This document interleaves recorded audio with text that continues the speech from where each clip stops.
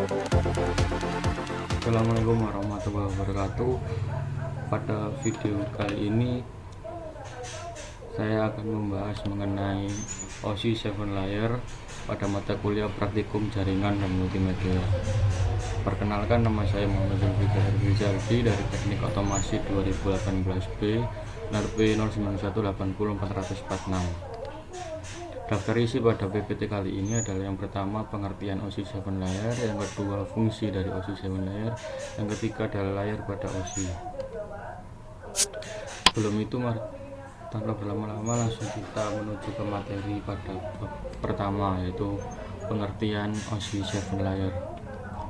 Pengertian dari OSI 7 layer atau Open System Interconnecting atau bisa disebut dengan layer OSI adalah susunan atau kerangka jaringan yang diimplementasikan melalui protokol jaringan dalam lapisan 7 lapisan yang berbeda. Selanjutnya, OSI 7 layer ini hanyalah sebuah konsep dan teori untuk memetakan sebuah sistem dalam jaringan, sedangkan fungsinya berbeda-beda untuk setiap layer OSI yang bersangkutan. Yang kedua adalah fungsi OSI 7 layer. Masalah utama dalam komunikasi antar komputer dari vendor yang berbeda adalah karena mereka menggunakan protokol dan format data yang berbeda-beda.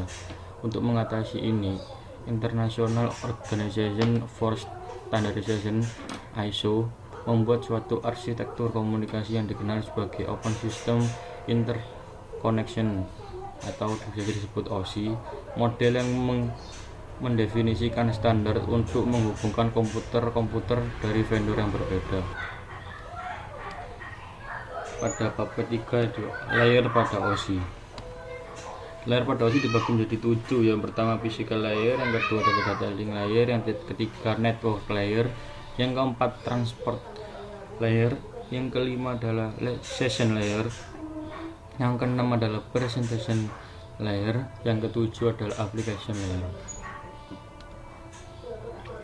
Layer pada gambar ini bisa kita lihat bahwa untuk layer 1 sampai layer 4 digolongkan menjadi low layer, yaitu merupakan hubungan dengan aspek fisik memindahkan data dari satu device ke device lain, seperti elektrik, koneksi fisik, physical addressing, transport, timing, and time. Lalu untuk layer keempat adalah penghubung dari dua sub, sebenarnya dari sub bawah lower layer atau bisa disebut network support layer, dan menghubung dari upper layer yaitu mulai dari layer 5 sampai layer 7, yaitu bisa disebut user support layer. Dari kegunaan layer nomor 4 adalah menjamin apa yang sudah ditransmisikan dari lower layer dalam bentuk yang dapat digunakan oleh upper layer. Lalu yang ke tingkatan yang atas, yaitu upper layer atau bisa disebut user support layer, itu memungkinkan interproses antara fungsi-fungsi yang berhubungan dengan pemrosesan di end system.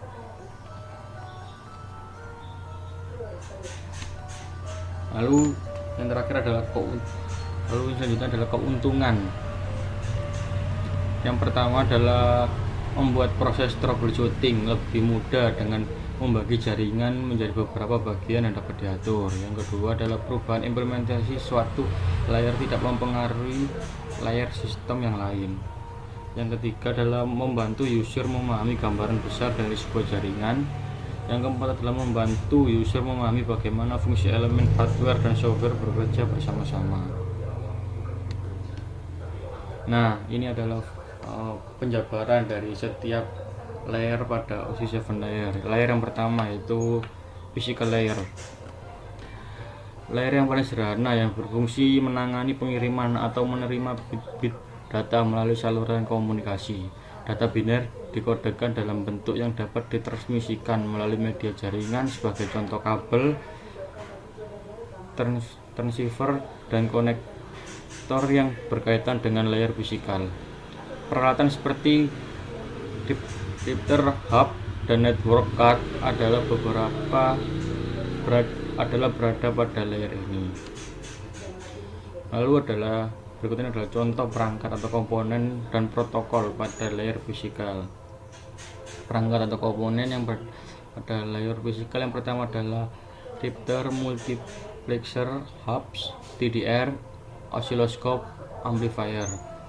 Untuk protokolnya adalah IEE 802, IEE 802.2, ISO 2110, dan ISDN.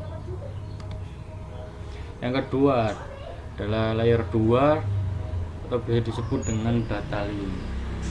Layer ini menyediakan prosedur pengiriman data antara jaringan sebagai penghubung antara media network dan layer protokol yang lebih high level. Layer data link bertanggung jawab pada paket akhir dari data binari yang berasal dari level yang lebih tinggi ke paket distrik sebelum ke layer fisikal. Akan mengirimkan frame blok dari data melalui suatu network Ethernet 8.2.2 dan 8.2.3, token bus 8.2.4, dan token ring 82.5 adalah protokol pada layer data link.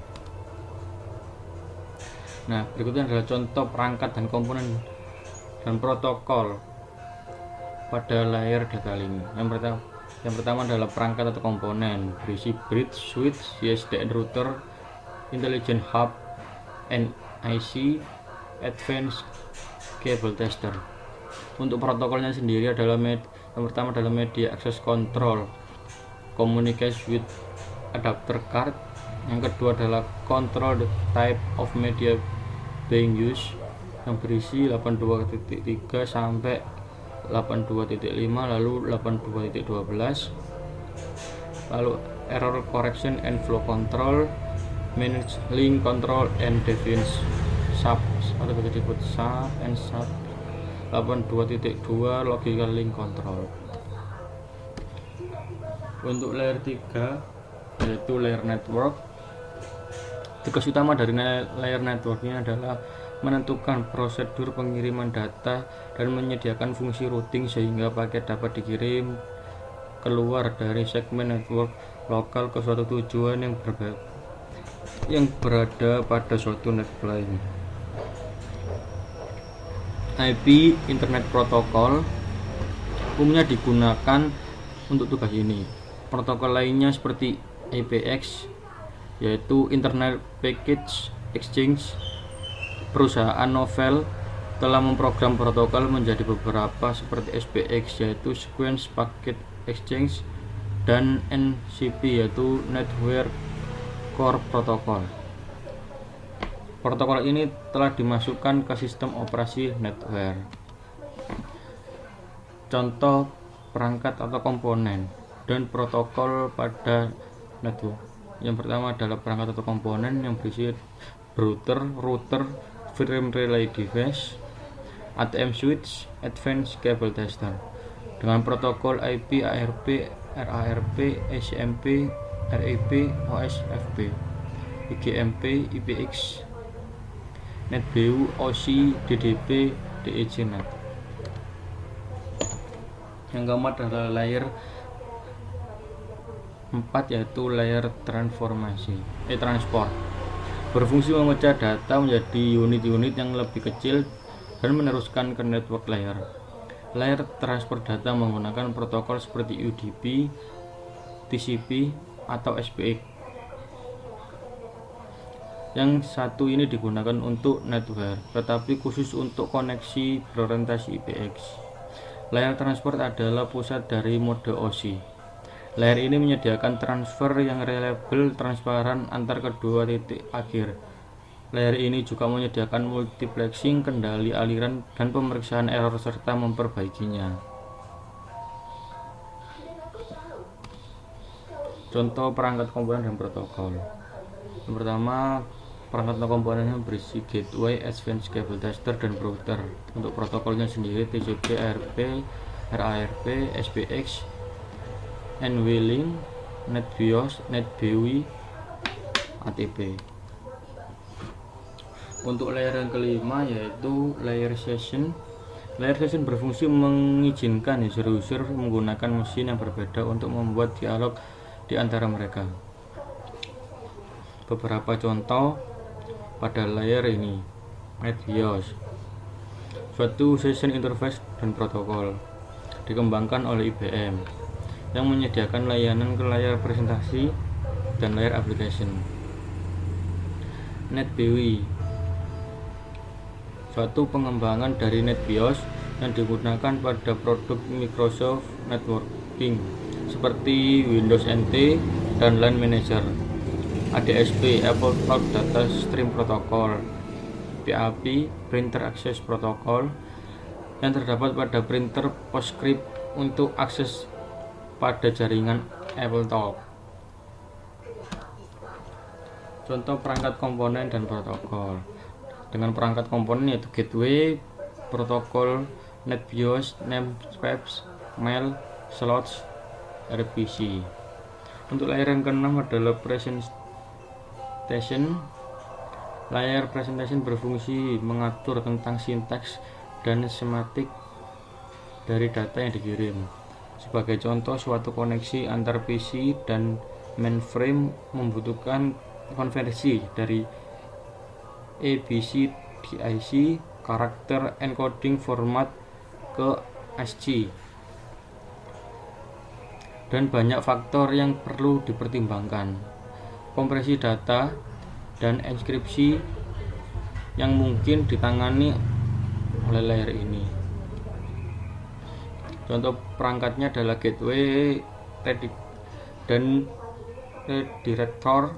Protokolnya adalah GPG, MP3, dan DOC. Application. Layer ini adalah layer yang paling cerdas. Gateway yang berada pada layer ini, gateway melakukan pekerjaan sama seperti sebuah router, tetapi ada perbedaan di antara mereka. Layer application adalah penghubung utama antara aplikasi yang berjalan pada suatu komputer dan resource network yang membutuhkan akses padanya. Layer application adalah layer di mana user akan beroperasi padanya protokol seperti FTP, Telnet, SMTP, HTTP, POP3 berada pada layer application.